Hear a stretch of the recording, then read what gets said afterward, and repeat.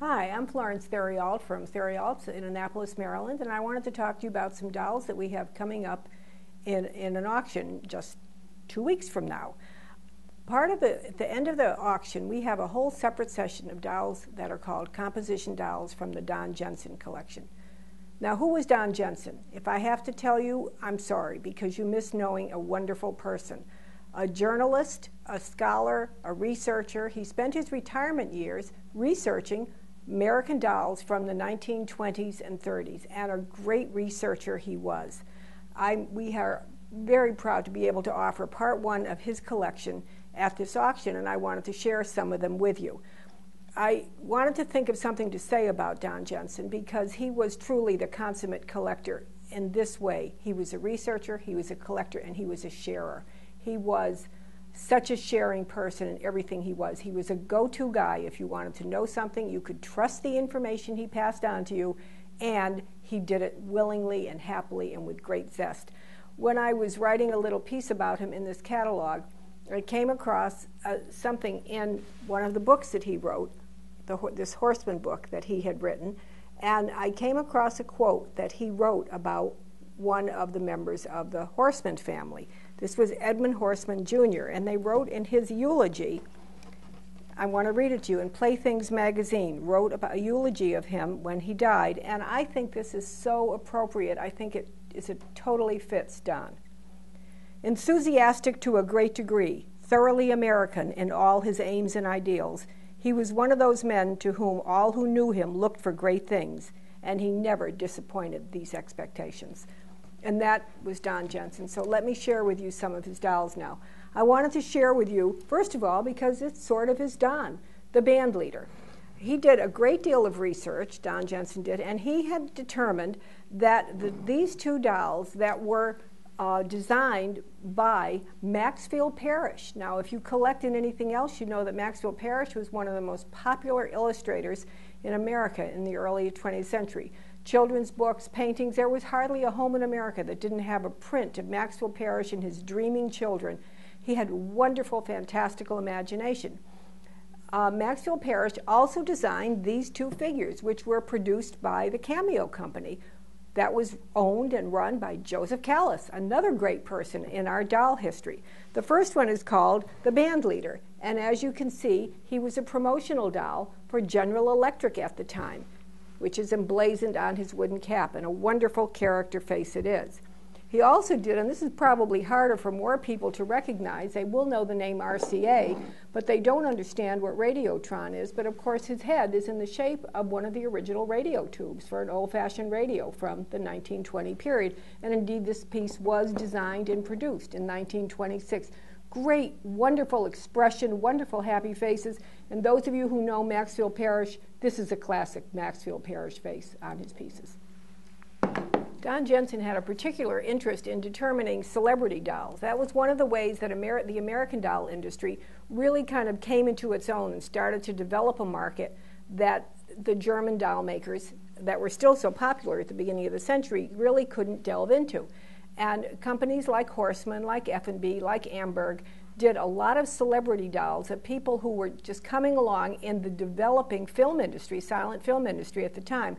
And four of the dolls from the Don Jensen collection that are coming up include this wonderful model of an early silent film actor, John Bunny. And if you are not familiar with a lot of silent films, you may not know his name. I advise you to go to the International Data Movie Base and look him up. Very important early filmmaker. This is a perfectly preserved doll from the 1915 period, and wonderful characterization, exactly captures the man. It even has its original costume. It's great. Now, Ella Cinders. Ella Cinders. This one is very, very rare to find in the wigged version, and another wonderful character from early film. W.C. Fields. We certainly know of him. Any of you who know silent film, you know W.C. Fields very well. And here he is from the Don Jensen collection in his original box with a wonderful, colorful label on it from the mid-1920s. And yes, he does have his famous hat. And finally, Baby Peggy. Now, doll collectors know of Baby Peggy because you find her not often. She's still a rare doll made in bisque. but to find it in this composition model is almost impossible. I will tell you, it's the first one I have ever seen. And this doll is so wonderful. She even has her original costume with her original label, Baby Peggy, on it. Baby Peggy, one of our important early American silent film stars, and she is still living. So if Americans used dolls for promotion for their various pieces, as we saw with the Maxfield Parrish dolls that were done for General Electric and Radiotron earlier on, nobody understood the marketing of dolls to promote their films and their cartoons as Walt Disney. And here we have an incredible collection of dolls from the Jensen collection, featuring various characters from Walt Disney stories and collections. And there are more that I'm not even showing you. A wonderful dopey. I've never seen one in this size. Absolutely extraordinary, and this in its original large box. We have Pinocchio. We have Jiminy Cricket, and they even have their original cloth trim on Jiminy and the red hat with the feather on Pinocchio that are just in mint, fabulous condition with all of their accessories. Very rare to find. Bright, colorful, imaginative designs were beautifully done. We have Dumbo from the cartoon Dumbo, which I've never seen him either, with his big flapping ears. And we have Ferdinand and the Matador. And Ferdinand the bull, the wonderful bull who wanted to smell the roses rather than fight. And what a great message for our time. Of course, dolls continued to be made as promotional product for not just the film industry, but also for people that made things. And the Lee company that made our famous denims also made uniforms, and they finally designed their doll called Buddy Lee, obviously Lee. He was never intended as really a doll to play with. He was a promotional doll, although I'm sure he came into many children's hands to play with. Made first in composition and later in hard plastic. Now, Buddy Lee is found most traditionally in the classic blue denim overalls, trousers, jackets, but they also made uniforms for other companies. And this was one I wanted to show you in particular because Don was quite pleased with this. He and his wife Arlene wrote articles for doll magazines, and they had a column, and they wrote about Buddy Lee, and they showed this doll, but they said they didn't know who the uniform was made for. And the wonderful thing about doll collecting is when people share information, because a woman wrote in and said, yes, I know what Hubbard Sunshine is, and it was a Minnesota milling company, and they made flowers. So she gave Don all of this wonderful information about the doll, and he shared it with collectors in his next column. I'll just show you the Lee emblem on the back. What a great promotion.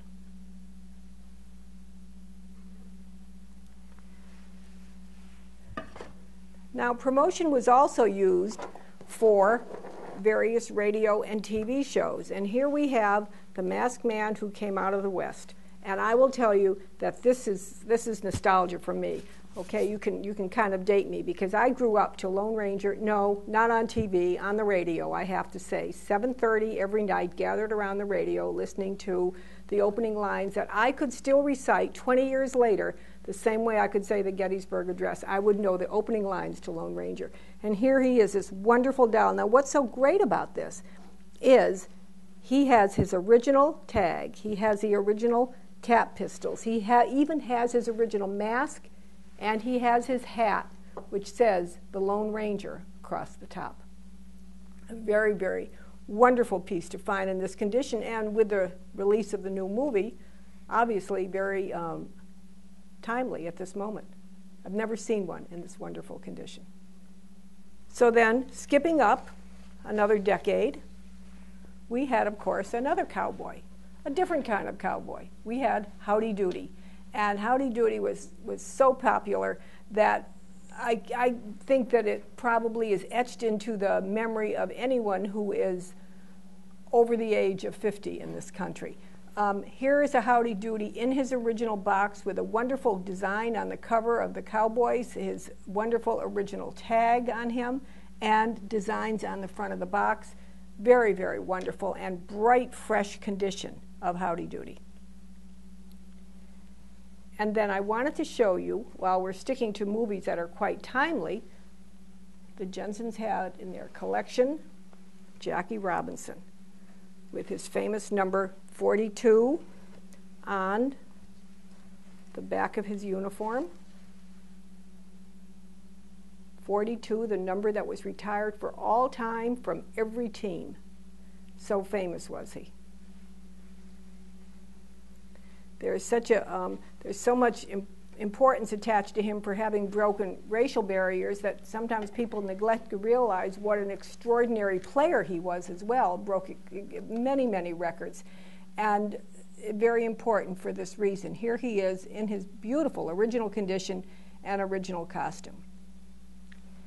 And then a little trio of dolls I wanted to show you that are not from the Don Jensen collection. They came into us from original owners, but my last communication with Don was when I called him and said, Don, I have these 3 rare dolls. I've never seen them before. Can you help me? And in the classy way that Don was, 2 days later I had a long email from him with so much information about these wonderful baseball dolls. They were designed by a woman in California named Valerie McMahon, and she was quite a fascinating person. She wanted to design things that would interest children in sports, so she wanted to design an entire series of dolls related to sports. She opened her, quote, doll university on her estate in California near Palo Alto, and did a lot of work in doll design, in working with local community groups with children. She was quite a famous woman. The dolls never really took off. But what I will tell you is, oh, by the way, look, they have the wonderful heads made both in the head and torso, made both in the shape of a baseball. And this little fellow, his name is Fan, this is Ginger, and this is Fanny. And Fanny had her stitching went in a different direction than the 2 boys. Very, very interesting. And she also has a little loop on the back of her head and on the back of her mid-torso where you could tie little ribbons on her, showing that she was a girl, I guess, with her little pink ribbons.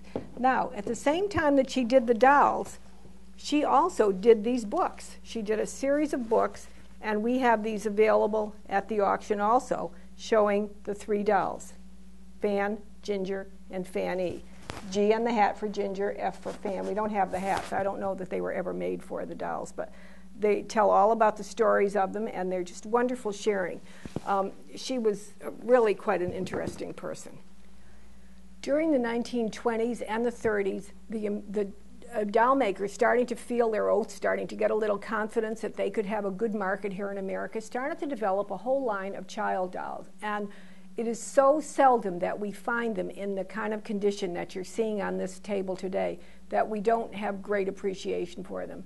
Don and Arlene Jensen have managed to put together a group of just right out of the box type of dolls, and so we really can see their beautiful faces, their soft curls, their crisp, fresh costumes, and this is a wonderful example of them. Standing on top of her box right here is a doll that is featured on the front of the Horseman book by Don Jensen. And so she has special interest, I think, to everyone. And standing right here, I'm going to pull this down for a moment so we can see this little girl called Bright Star with her original label. She comes with a trousseau and many other clothes, but this little girl is featured on the back cover of the Jensen's book on Horseman. And she was, you can clearly see, you don't need me to be telling you this, she was designed to be the Horseman's competition to Shirley Temple. Clearly they couldn't say Shirley Temple because Ideal had the license, but like a lot of other manufacturers did at this time, they sort of jumped in and made a doll that came close but wasn't quite Shirley, and they didn't call it Shirley, but people would buy it. It's very funny, when a doll became popular, manufacturers would always jump in on it. Years ago at an appraisal clinic, someone brought in a dream baby to be appraised, a bisque dream baby. And when I told them it was a dream baby, they said this was an older woman. And she said, oh, no, this is my doll, this is a Bilo. And I said, no, ma'am, it's not a Bilo, it's a dream baby. And she said, but my mother told me it was a Bilo. And then we kind of put 2 and 2 together and realized that Bilo was so popular in 1923, that's what everyone wanted. And if parents couldn't get it, they'd go out and get the closest doll they could. And I think that the same thing happened with the Shirley Temple. Many people could not afford the real Shirley Temple because it was a gorgeous doll, as this is a wonderful example from the Jensen collection. And came with wonderful wigs and beautiful costumes, but people either couldn't afford it or they sometimes couldn't even find one for their child. So then they would buy them a closer thing. And in this case, Horseman put out a really beautiful doll, Bright Star, and here she is with her original label. And you also see on here 2 other wonderful composition child dolls from that time period with their original costumes that are very, very beautifully done, I think. And finally, one that I think is great. I'd love to know the backstory of this. I don't know what it is, but she's wearing her original tag that said, "I'm the new Bloomingdale's redhead." Now, is there a celebrity story about this? Is there was there something that was popular in cartoons at the time? I don't know, and I haven't found any research, and I wish I could talk to Don to find out if he had found anything. Nevertheless, the doll is absolutely perfect in mint. She's just a wonderful expression. And these are a happy group of dolls that would be happy in any collector's home and bring joy. And then, before we move on to show you a sweep of dolls we have in the back that I'm sure many of you have been peeking at, I wanted to show you, this is Anne Shirley from the Anne of Green Gables. The actress, Dawn O'Day, who played Anne Shirley in that movie, was so taken with the name Anne Shirley from the movie that she changed her own name to be Anne Shirley, and later on, F&B started a whole line of dolls named Anne Shirley, and this is the original Anne Shirley from Anne of Green Gables, and she's really quite wonderful. Within the family of dolls, there are families, and then there are families, and what we are looking at here is a whole family of dolls from what is generically known as the Patsy family. Made by F&B in the 1930s, every doll that you're seeing in this arrangement is a different model. Not just different costumes, but a different model. And they are so wonderful. F&B had a really good idea when they made this classic child doll, and they made it with wigs, and they made it with sculpted bobbed hair. They made a brown complexion version, a white complexion version. They made fantasy costumes, little girl costumes, pretty little organdy, romper playsuit costumes. They made it all. And what a wonderful gift it was to our American culture. The Jensens, Arlene and Don, both loved Patsy dolls, and they collected them and sought different models, and this is a wonderful, wonderful gift that they're giving to have them to come back onto the collecting market. I hope you've enjoyed this little preview of dolls from the Jensen collection. It, of course, is only about half of what will be shown, so you need to come and see them all. And we hope to see you there. I'll look forward to all of you being at the auction.